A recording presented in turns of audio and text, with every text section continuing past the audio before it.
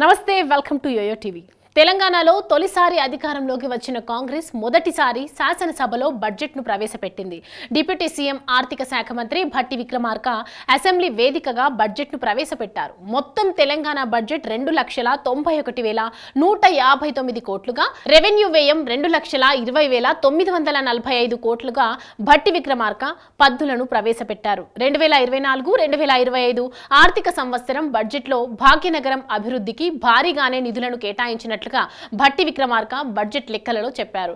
ముఖ్యంగా Hyderabad metro rail ప్రాజెక్టుకు 500 కోట్ల రూపాయల కేటాయించినట్లు భట్టి విక్రమార్క తెలిపారు. తెలంగాణ బడ్జెట్లో పాతబస్తీ మెట్రో విస్తరణకు కూడా తమ ప్రభుత్వం ప్రాధాన్యత ఇచ్చిందని ఈ కేటాయింపులతో తెలిపారు. పాతబస్తీలో మెట్రో విస్తరణకు 500 కోట్లు, మల్టీ మోడల్ సబర్బన్ రైలు ట్రాన్స్పోర్ట్ సిస్టమ్కు 50 కోట్ల ప్రభుత్వం కేటాయించింది. ఇదే సమయంలో మూసీ రివర్ ఫ్రంట్ ప్రాజెక్టు కోసం 1,500 కోట్ల రూపాయలు, ఇక హైదరాబాద్ నగర సమగ్ర అభివృద్ధి కోసం 10,000 కోట్లు కేటాయించినట్లు తెలిపారు. ఇందులో జీహెచ్ఎంసీ పరిధిలో మౌలిక వసతుల కల్పన కోసం 3,065 కోట్లు కేటాయించినట్లు వెల్లడించారు. హెచ్ఎండిఏ పరిధిలో మౌలిక వసతుల కల్పనకు 500 కోట్లు, మెట్రో వాటర్ వర్క్స్ కు 3,385 కోట్లు, హైడ్రాకి 200 కోట్లు, ఎయిర్పోర్ట్ వరకు మెట్రో విస్తరణకు 100 కోట్లు, ఔటర్ రింగ్ రోడ్డు కోసం 200 కోట్ల రూపాయలు కేటాయించినట్లు భట్టి విక్రమార్క వెల్లడించారు. హైదరాబాద్ దగ్గర సమగ్ర అభివృద్ధికి కాంగ్రెస్ ప్రభుత్వం పెద్దపీట వేస్తుందని, హైదరాబాద్ నగరాన్ని